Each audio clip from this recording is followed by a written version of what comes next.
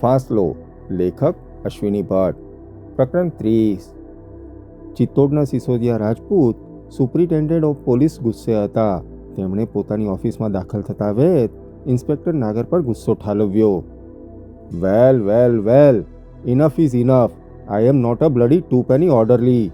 I am the bloody SP of Chittor. Nagar, મારે સ્પષ્ટતા જોઈએ. એ વગર મારે સહકાર આપવો હોય તો પણ આપી શકું નહીં. And I tell you Nagar, I don't intend also. એક સાદો બીટ પર ફરનારો કોન્સ્ટેબલ હોવ તેમ તમે મને એક ગાડી પર નજર રાખવાનું ફરતું કામ સોંપો અને તે વિશે કંઈ કહો નહીં. ધેટ મીન્સ વોટ નાગર? એનો અર્થ શું નાગર?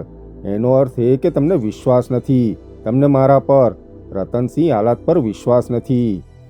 હો મારા આલાત સાહેબ, આપ મને 1 મિનિટ માટે બોલવા દેશો? નાગરે સહેજ સ્મિત વેરીને કહ્યું. તે તમે જ બોલો છો ને? એમ નહીં સાહેબ, આપને ગુસ્સો આવે તે સ્વાભાવિક છે, પણ એ કાર એટલી અગત્યની છે કે તેમાંનો આદમી જો નજર બહાર નીકળી જાય તો આખો ખેલ ચોપટ થઈ જાય તેમ હતું. આપને ફોન પર કે ફ્રીક્વન્સી પર આખી વાત કહી શકાય તેટલો સમય ન હતો અને કહેવામાં જોખમ એટલું જ હતું કે કંટ્રોલ રૂમમાં આખી વાત થાય તો તેને ફેલાતા વાર ન લાગે અને એક નાનકડી ભૂલ થાય તો ભારે અનર્થ સર્જાય. પણ વાત શી છે? આલાતે ગુસ્સાથી પૂછ્યું. આલાત સાહેબ, બેંક ઓફ મેવાડની લૂંટનું બધું જ રહસ્ય લગભગ ખુલી ગયું છે. તેમાં સંડોવાયેલા એક આદમીની ધરપકડ થઈ ચૂકી છે. બીજાઓને પકડવાનું પણ હાથવેતમાં છે, પરંતુ તેમને મુદ્દા માલ સાથે પકડવાના છે. યુ સી સર, એટલે એ કાર મહત્વની છે, કહીને નાગરે બેંક ઓફ મેવાડની લૂંટ થઈ ત્યારથી પોલીસે શું શું કર્યું તેનો ઝડપથી ચિતાર આપ્યો. લિયો અને શેક્સપિયર જેવા નામોચ્ચાર પરથી અને ફોટાઓ પરથી કેવી રીતે લૂંટારાઓની આઈડેન્ટિટી મળી ત્યાં સુધી નાગરની વાત પહોંચી કે તરત રતનસિંહ આલાત કંઈ બોલવા ગયા, પણ પછી તરત જ વિચાર બદલીને તેમણે સિગરેટ સળગાવી અને પોલીસ અમલદારની તદ્દન નક્ષિક ધંધાદારી જિજ્ઞાસાથી તે સાંભળી રહ્યા. નાગરે વાત પૂરી કરી અને આલાત એકદમ ખુરશીમાંથી ઊભા થયા. Oof oof Nagar, you and your bloody secrecy. Now get going or you will lose your men. Alat સાહેબ તાળુકી ઉઠ્યા અને ઝડપથી ઓફિસની બહાર નીકળ્યા. નાગર અવાચક થઈને તેમની પાછળ ચાલ્યા. આલાત સાહેબ? આશ્ચર્ય પામવાનો હવે નાગરનો વારો હતો. તેમને સમજાયું નહીં કે આ સુપ્રિન્ટેન્ડન્ટને એકાએક શું થયું હતું. હરિયપ મેન, તમારો લિયો અત્યારે ગઢ પર જઈ રહ્યો છે. આ બધું તમારે લીધે, તમારા આઈજીપીને લીધે થયું છે. એક સુપ્રિન્ટેન્ડન્ટ ઓફ પોલીસને તમે સાદા કોન્સ્ટેબલ તરીકે ટ્રીટ કરો તેનું આ પરિણામ છે નાગર. તમારે મને કહેવા જેવું હતું. તમારે મને બધું જ કહેવું જોઈતું હતું. Now cross your fingers and pray god. Police થાણાના વરંડામાં આવીને આલાત સાહેબે તેમના ડ્રાઈવરને બૂમ પાડી. નાગર હજુ કંઈ સમજી શકતા ન હતા. આલાત સાહેબ, તમે લિયો, આઈ મીન હું સમજી શકતો નથી. નાગર, હવે મારો વાંક કાઢશો નહીં. એક અફસર પર અવિશ્વાસ રાખવાનું પરિણામ શું આવે તે તમને થોડી વારમાં સમજાશે. તમારા લિયોને હમણાં જ હું મળ્યો હતો, સમજ્યા? અને હું નથી માનતો કે લિયોનાર્દો દ વિન્ચી નામના 2 માણસો હોય. તમે જે લિયોની શોધમાં છો તે અહીં જ છે ચિત્તોડમાં અને અત્યારે ગઢ પર પહોંચ્યો હશે, કહીને આલાત સાહેબે જીપમાં બેસતા બેસતા નાગરને વાત કરી. એ લિયોને હું જ ગઢને નાકે મૂકી આવ્યો. મને શી ખબર પડે કે તમે એની પાછળ છો? પીએમ શુક્લાએ કેવી રીતે લિયોની ઓળખાણ કરાવી હતી તે વાત આલાતે નાગરને સંભળાવી. પણ આલાત સાહેબ, એને ખબર નથી ત્યાં સુધી આપણને તકલીફ નહીં પડે. વળી સબ ઇન્સ્પેક્ટર ભટ્ટ એ ગાડીનો પીછો કરી રહ્યો છે, નાગરે કહ્યું. પણ એ લિયોના બચ્ચાને ખબર છે.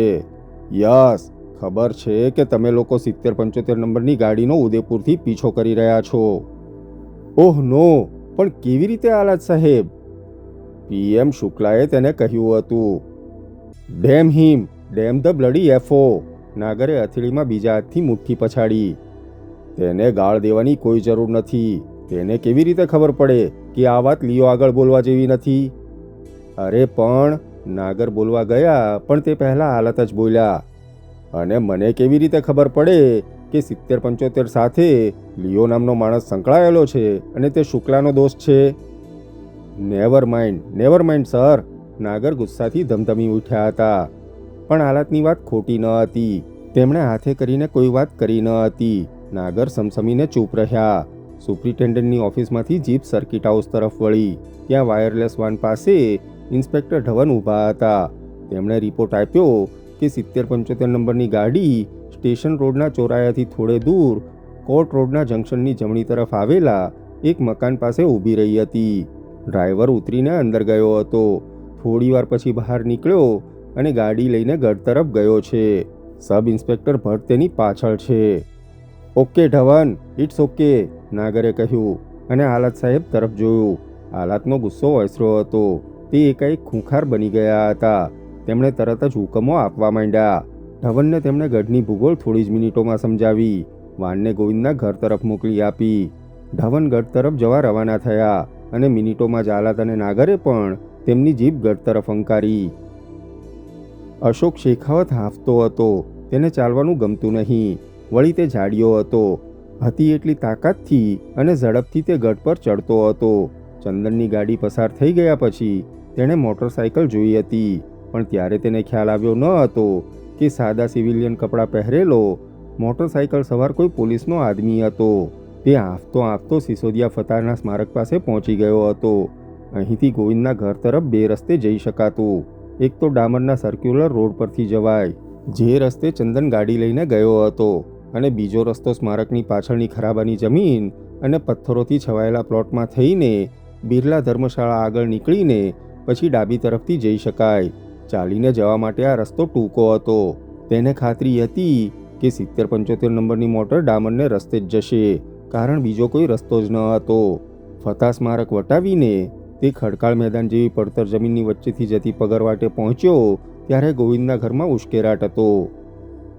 ચંદન ગોવિંદના મકાનની ઓસરીમાં તદ્દન નખાઈને હારીને બેસી ગયો હતો. બિરેનની વાત તદ્દન સાચી હતી. પોલીસ તેનો પીછો કરશે તે તેણે વિચારવું જોઈતું હતું. તેનું આખું શરીર ધ્રુજતું હતું. હવે સમય બરબાદ ન કરો, બિરેને કહ્યું. Let us move. તું ઊભો થા. Govind, we must get out of this place. શું થાય છે? ગોવિંદે ચંદનને સવાલ પૂછ્યો. ચંદન ઊભો થવા ગયો, પણ તેનાથી ઊભું થવાતું ન હતું. બિરેન તેને જોઈને સમસમતો હતો. નર્વસ થવાની જરૂર નથી man. Get up and face the situation, બિરેને કહ્યું અને તેણે ડ્રાઈવરને બૂમ પાડી. ડ્રાઈવર ઓસરીમાંથી અંદરના કમરામાં આવ્યો. બિરેને તેને બંગાળી ભાષામાં કંઈ સૂચના આપી. તે બહાર ચાલ્યો ગયો. ગોવિંદ ચંદન માટે પાણી લઈ આવ્યો. ઘરમાં તેની નર્વસનેસ દૂર થાય તેવી કોઈ ચીજ ન હતી. રસોડામાંથી તે લીંબુ અને થોડી ખાંડ લઈ આવ્યો. તેણે ચંદનને ચૂસવાનું કહ્યું. બિરેને તેની બ્રીફકેસ અને કપડાં એકઠા કર્યા. દરમિયાનમાં પેલો ડ્રાઈવર આવી પહોંચ્યો. તેના હાથમાં એક પ્લાસ્ટિકની જાડી થેલી હતી. બિરેને તેના પર બાંધેલી રબર બેન્ડ ખોલી. ગોવિંદ કંઈ દ્વિધામાં તેની સામે જોઈ રહ્યો. નાવ લિસન, નર્વસ થવાથી કામ બનવાનું નથી. હાલે ચંદન, કહીને તેણે ચંદનને પ્લાસ્ટિકની થેલીમાંથી 3 હેન્ડ ગ્રેનેડ્સ કાઢી આપી. પોલીસ તારી ગાડીને ઓળખે છે. તે ગાડી અહીં ઘર પાસે પાર્ક કરી તે ભૂલ કરી. વેલ, ફર્ગેટ અબાઉટ ઇટ. હું અને ગોવિંદ અને મારો ડ્રાઈવર મારી ફિયાટમાં અહીંથી નીકળીશું. ઉત્તર તરફ મ્યુઝિયમ બાજુને રસ્તે ગાડી લઈ જઈશું. ત્યાંથી નવલખા ભંડાર પાસેથી ગાડી મેઇન રોડ પર વાળીને ગઢની નીચે ચાલ્યા જઈશું. અને ચંદન, તારે અમે નીકળી જઈએ પછી 3-4 મિનિટે નીકળવાનું. ગાડી વાળીને દક્ષિણ તરફ તું આવ્યો તે રસ્તે જ લેવાની, પણ ગાડીને ગઢની બહાર જવાને રસ્તે વાળવાને બદલે પૂર્વ તરફ એટલે કે કીર્તિ સ્તંભ તરફ વાળીને જવાનું. આખા ગઢનો રાઉન્ડ લઈને પછી જ ગઢની નીચે ઉતરવાની કોશિશ કરવાની છે. પોલીસ તારો પીછો કરશે. કદાચ પોલીસે અત્યાર સુધીમાં તારી ગાડીને ઇન્ટરસેપ્ટ કરવાનો બંદોબસ્ત ગોઠવી પણ દીધો હશે. એમ હોય તો તારે આ ગ્રેનેડ્સ વાપરવાની છે. સહેજ પણ નર્વસ થયા વગર આ ગ્રેનેડ ઉલાળી દેવાની છે અને પછી જેટલી ઝડપ થાય તેટલી ઝડપે ગાડી ભગાડવાની છે. સમજાયું? બિરેને ઇન્સ્ટ્રક્શન આપી. એવું કશું કરવાની જરૂર નથી બિરેન. સહેલો રસ્તો એ છે કે એમ્બેસેડર અહીં જ રહેવા દેવી. આપણા પાછલા વાડામાંથી આપણે બહાર નીકળવું. તારો ડ્રાઈવર ફિયાટ લઈને મ્યુઝિયમ પાસે આવે. આપણે ચાલતા જઈએ. આપણને ખબર પડી જશે કે કોઈ તારી ગાડીને ફોલો કરે છે કે નહીં. તારી ગાડીનો પીછો થતો હોય તો આપણે ચૂડાવત સાંઈદાસની જગ્યા આગળથી ગઢની નીચે ઉતરી જવું. ડ્રાઈવર ગમે ત્યારે ફિયાટ લઈને નીચે આવે અથવા તો તેને લાગે કે ભય જેવું છે તો તે ગાડી મ્યુઝિયમ પાસે છોડીને ચાલ્યો જાય. એમાં ડ્રાઈવર, મારો ડ્રાઈવર જોખમમાં મુકાય ગોવિંદ, બિરેને કહ્યું. હું ચંદનને જોખમમાં મૂકવા માંગતો નથી બિરેન, ગોવિંદે તદ્દન સ્પષ્ટ મક્કમતાથી કહ્યું. તું સમજતો નથી ગોવિંદ, ચંદનને પોલીસ બરાબર પીછાનતી હશે. એ લોકો તેની પાછળ આવ્યા છે, બિરેને વિરોધ કર્યો. મને ખબર છે, હું એ જોખમ લેવા તૈયાર છું. તને એ પસંદ ન હોય તો તું ચાલ્યો જઈ શકે છે, ગોવિંદે કહ્યું. આપણે પકડાઈએ, જીવતા પકડાઈએ તેવું કશું હું થવા નહીં દઉં ગોવિંદ. તેનાથી સત્યાનાશ સર્જાશે, બિરેને કંઈક તંગ અવાજે કહ્યું. મને પરવા નથી, હું ચંદનને એકલો છોડી જવા તૈયાર નથી. તું ચાલ્યો જા બિરેન, તું સલામત છું. તારા વિશે કોઈને ખબર નથી. તારે અમને ચોડાવતની જગ્યા સુધી પહોંચાડવા ન હોય તો અમને વાંધો નથી. તું ફિયાટ લઈને ચાલ્યો જા, ગોવિંદે કહ્યું અને તે અંદરના કમરામાં ગયો. અંદરથી તે એક નાનકડી બેગ લઈ આવ્યો અને બોલ્યો, ચાલો. ચંદનને સાથે લેવામાં જોખમ થશે ગોવિંદ, બિરેને કહ્યું. પણ ગોવિંદ સાંભળવા તૈયાર ન હતો. તેણે ઓસરીની લાઇટ બંધ કરી. બિરેને તેના ડ્રાઈવરને ઉદ્દેશીને કંઈ સૂચના આપી અને ગ્રેનેડ્સવાળી પ્લાસ્ટિકની થેલી ઉઠાવી. આ વખતે બિરેન બિહારી ડાયલેક્ટમાં બોલ્યો હતો. ડ્રાઈવરે ડોકું ધૂણાવ્યું અને ઝડપથી પગથિયા ઉતરીને નાનકડા કમ્પાઉન્ડની બહાર નીકળ્યો.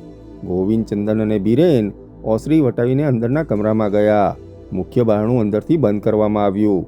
રસોડામાંથી પાછળના વાડામાં જવાને બારણે થઈને એ ત્રણેય જણા બહાર નીકળ્યા અને ઘરની પાછળ થઈને ચાલતા મ્યુઝિયમ તરફ રવાના થયા.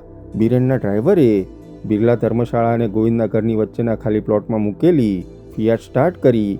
લાઇટ ચાલુ કર્યા વગર જ તેણે ગાડી હંકારી અને થોડી જ સેકન્ડોમાં બિરલા ધર્મશાળા વટાવીને ડાબી તરફ મ્યુઝિયમના રસ્તે ગાડી વાળી. બરાબર તે જ વખતે અશોક શેખાવત ઉર્ફે લિયો ધર્મશાળાની સામે આવેલા ખખડ પાંચમ અને ઉજ્જડ જૂના તૂટેલા મકાનની વંડી ઠેકીને આ તરફ આવતો હતો.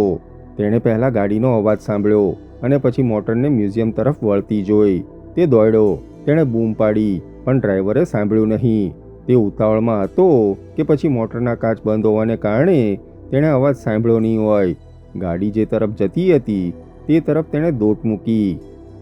સબ ઇન્સ્પેક્ટર સુરેશ ભટ્ટ તેની મોટરસાઇકલને હિંગલુ આહાડના મહેલ પાસે એટલે કે ગોવિંદના ઘરની ઉત્તરે પાર્ક કરીને ઊભો હતો. ઓસરીના આજાબમાં તેને એમ્બેસેડર ઊભેલી દેખાતી હતી. એકાએક ઓસરીની બત્તી બંધ થઈ અને તેણે મોટર સ્ટાર્ટ થવાનો અવાજ સાંભળ્યો. તે પછી તેણે કંઈક અસ્પષ્ટ બૂમો પણ રાતના સન્નાટામાં સાંભળી. તે મૂંઝાયો. તે ઘડીભર નક્કી ન કરી શક્યો કે શું કરવું. હજુ સબ ઇન્સ્પેક્ટર ધવન આવ્યા ન હતા અને ગાડી નંબર 7075 ઉપર ધ્યાન રાખવાનું તેને કામ હતું. તેણે એક બે ક્ષણ વિચાર કર્યો અને પછી મોટરસાઇકલ સ્ટાર્ટ કરી. તે મોટરસાઇકલને સ્ટેન્ડ પરથી ઉતારતો હતો. ત્યાં જ તેણે મોટરનું આછું અજવાળું મ્યુઝિયમથી આગળ ચોડાવતની જગ્યા તરફ જતું જોયું. યોગાનું યોગ તે જ વખતે બિરેનના ડ્રાઈવરે રસ્તો જોવા માટે ન છૂટકે મોટરની લાઇટ્સ કરી હતી. એ જોઈને સબ ઇન્સ્પેક્ટર ભટ્ટ એમ જ સમજ્યા હતા કે એમ્બેસેડર ગોવિંદના ઘર પાસેથી ઉપડીને કીર્તિસ્તંભ તરફ જઈ રહી છે. સબ ઇન્સ્પેક્ટરે મોટરસાઇકલ ફેરવી. ગોવિંદના ઘર પાસે થઈને જવાને બદલે તેણે કોર્ટની દિવાલે જતા રસ્તા પર થઈને ગાડીને આતરવાનું વિચાર્યું. તેમ કરવામાં તેની ગણતરી ચોક્કસ હતી, કારણ જો એ ગાડી મ્યુઝિયમથી ડાબી તરફ વળે તો તેને સામે જ મળે અને જો ગઢની દક્ષિણ તરફ જાય તો તે સહેલાઈથી તેનો પીછો કરી શકે. અશોક શેખાવત થોડું દોડીને ઊભો રહી ગયો હતો. તેને પણ સમજાતું ન હતું. ત્યાં આપતો થોડીક પળો વિચારતો ઊભો રહ્યો અને પછી પાછો વળ્યો. બિરલા ધર્મશાળાનો કોટ કૂદીને તે ધર્મશાળાના કમ્પાઉન્ડની અંદર ઉતર્યો. એ તરફથી તે ગોવિંદના ઘરની પાછળના વાડામાં જઈ શકે તેમ હતો. તે અડધો દોડતો અડધો ચાલતો ગોવિંદના ઘરની પછીતના વાડા પાસે આવ્યો. વાડાની ઝાંપલી ખુલ્લી હતી. તે વાડામાં બેઠો. રસોડાની પાછળના નાના ઓટલા પર ચડ્યો. રસોડાના બારણે ટકોરા માર્યા, પણ તે સાથે બારણું સહેજ ખુલ્યું. તેણે ધક્કો માર્યો. બારણું બંધ ન હતું.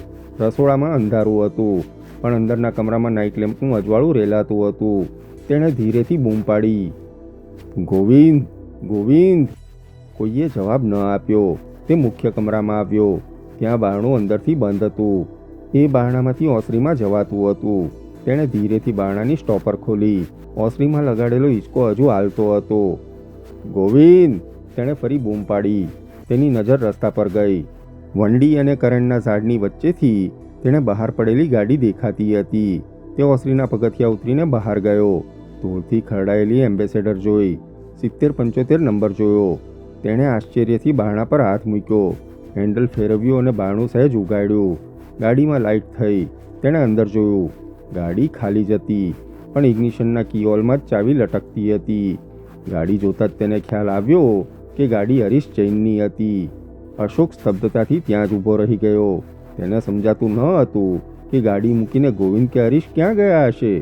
તે બારણું બંધ કરીને પાછો ગોવિંદના ઘરમાં જવા જતો હતો. ત્યાં જ તેની પાછળ હેડલાઇટ્સનું અજવાળું રેલાયું. તે ચોંક્યો. તેણે પાછળ જોયું. તેની આંખો અંજાઈ. સેકન્ડના અડધા ભાગમાં તેણે નિર્ણય લીધો અને એમ્બેસેડરનું બારણું ખોલ્યું.